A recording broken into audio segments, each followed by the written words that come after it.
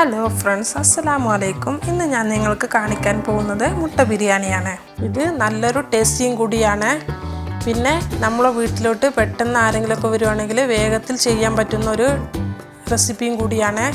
അതേപോലെ നമ്മൾ എവിടെയെങ്കിലുമൊക്കെ പോയിട്ട് ക്ഷീണിച്ച് വരുമ്പോൾ വേഗത്തിൽ തന്നെ ചെയ്തെടുക്കാൻ പറ്റുന്ന ഒരു റെസിപ്പിയും കൂടിയാണ്. അപ്പോൾ ഞാൻ നിങ്ങൾക്ക് ബാംഗ്ലൂർ സ്റ്റൈലിൻ്റെ മുട്ട ബിരിയാണിയാണ് കാണിക്കുന്നത്. ഇനി നമുക്ക് വീഡിയോ സ്റ്റാർട്ട് ചെയ്യാം. ഇനി ഇതിന് വേണ്ട സാധനങ്ങൾ: അരി 2 ഗ്ലാസ്, വെള്ളം 3 ഗ്ലാസ്, പുഴുങ്ങി വെച്ചിട്ടുള്ള 7 മുട്ടയാണ് ഞാൻ എടുത്തിരിക്കുന്നത്. മുട്ടൻ്റെ അളവ് നിങ്ങൾക്ക് മാറ്റം വരുത്താം. 2 വലിയ ഉള്ളി നീളത്തിൽ അരിഞ്ഞത്, 3 തക്കാളി, കുറച്ച് മല്ലിയില, 1 കിഴങ്ങ് എടുത്തിട്ടുണ്ട്, കുറച്ച് പുതിന ഇല, ചെറുനാരങ്ങ പകുതി എടുത്തിട്ടുണ്ട്, പട്ട, ഗ്രാമ്പൂ, ഏലക്ക 4-5 എടുത്തിട്ടുണ്ട്, 4 പച്ചമുളക്.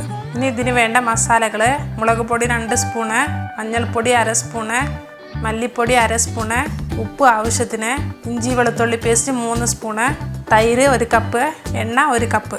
ഇപ്പോൾ ഞാനൊരു പാൻ വെച്ചിട്ടുണ്ട്. ഇനി ഇതിലോട്ട് നമുക്ക് എണ്ണ ഒഴിച്ചു കൊടുക്കണം. ഞാനിവിടെ സൺഫ്ലവർ ഓയിലാണ് എടുത്തിരിക്കുന്നത്. ഇപ്പോൾ എണ്ണ ചൂടായിട്ടിട്ട് ഇനി ഇതിലോട്ട് നമുക്ക് പട്ട, ഗ്രാമ്പൂ, ഏലക്ക ചേർത്ത് കൊടുക്കണം. പിന്നെ ഉള്ളി ചേർക്കണം. ഇനി ഇത് നല്ല പോലെ ഒന്ന് ഇളക്കി കൊടുക്കണം, ഇല്ലെങ്കിൽ സൈഡെല്ലാം കരിഞ്ഞു പോവും. അതുകൊണ്ട് നല്ല പോലെ ഒന്ന് ഇളക്കണം.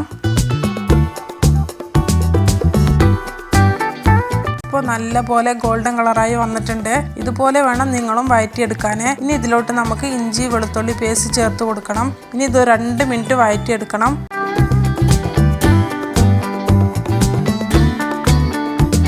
ഇനി മഞ്ഞൾപ്പൊടിയും മല്ലിപ്പൊടിയും മുളക് പൊടിയും ചേർത്ത് കൊടുക്കണം. മുളക് നിങ്ങൾക്ക് എരിവിനനുസരിച്ച് വേണം ചേർത്ത് കൊടുക്കാൻ.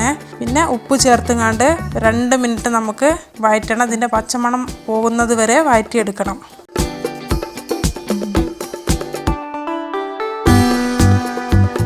ഇനി നമുക്ക് ഇതിലേക്ക് പച്ചമുളക്, തക്കാളി ചേർത്തിട്ട് ഒന്നും കൂടെ വഴറ്റിയെടുക്കണം.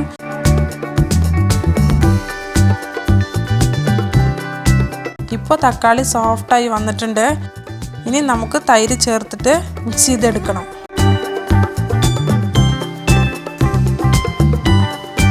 ഇനി ഞാൻ നാരങ്ങാ നീരാണ് ചേർത്ത് കൊടുക്കുന്നത്. ഇനി ഇതിലോട്ട് നമുക്ക് മല്ലിയില, പുതിന ഇല ചേർത്തിട്ട് ഒന്നും കൂടെ ഇളക്കണം. ഇനി ഞാൻ കിഴങ്ങാണ് ചേർത്ത് കൊടുക്കുന്നത്. നിങ്ങൾക്ക് വേണമെങ്കിൽ കിഴങ്ങ് എടുത്താൽ മതി, ഇല്ലെങ്കിൽ കുഴപ്പമൊന്നുമില്ല. ഇനി ഇതിലേക്ക് നമുക്ക് മുട്ടയാണ് ചേർത്ത് കൊടുക്കേണ്ടത്. ഇത് നല്ല പോലെ കത്തി കൊണ്ട് ചെറുതായി കട്ട് ചെയ്തെടുക്കണം. മസാലകളെല്ലാം പിടിക്കാൻ വേണ്ടിയാണ് ഇങ്ങനെ ചെയ്യുന്നത്. ഇപ്പോൾ ഞാൻ എല്ലാ മുട്ടയും കട്ട് ചെയ്തിട്ടുണ്ട്. ഇനി ഇതിലോട്ട് ചേർത്ത് കൊടുക്കാം. ഇനി ഇത് എല്ലാം ഒന്ന് ഇളക്കി കൊടുക്കണം. ഇനി നമുക്ക് 1/4 ഗ്ലാസ് ചൂടുവെള്ളമാണ് ചേർത്ത് കൊടുക്കേണ്ടത്. ഇനി നമുക്ക് ഒരു 10 മിനിറ്റ് മൂടി വെക്കണം. ആ സമയം കൊണ്ട് മുട്ടയിലേക്ക് മസാല എല്ലാം പിടിക്കുകയും ചെയ്യും. ഇപ്പോൾ ഒരു 10 മിനിറ്റ് കഴിഞ്ഞിട്ടുണ്ട്. ഇനി നമുക്കൊന്ന് തുറന്ന് നോക്കാം. ഇപ്പോൾ മുട്ടയിൽ മസാല എല്ലാം നല്ലപോലെ പിടിച്ചിട്ടുണ്ട്. ഇനി നമുക്ക് മസാല ഇല്ലാതെ മുട്ട ഒറ്റയ്ക്ക് ഒരു പാത്രത്തിലോട്ട് മാറ്റിയെടുക്കണം.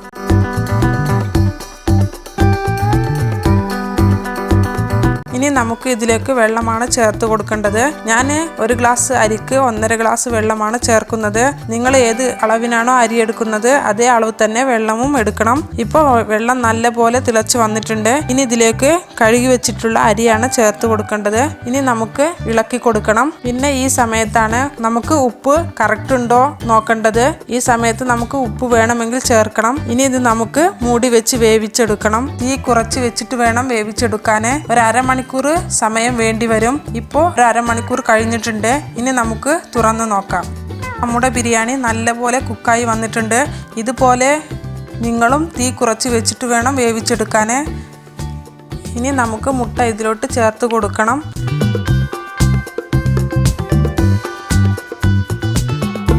ഇനി ഒരു പ്ലേറ്റിലോട്ട് നമുക്ക് സെർവ് ചെയ്യാം.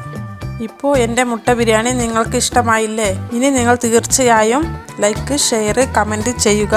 അതേപോലെ എൻ്റെ ചാനൽ സബ്സ്ക്രൈബ് ചെയ്യുക. കൂടെ ബെല്ലൈക്കൺ കൂടി പ്രസ് ചെയ്യുക. അപ്പോൾ ഇനി അടുത്ത വീഡിയോയിൽ വീണ്ടും കാണാം. അസ്സലാമു അലൈക്കും.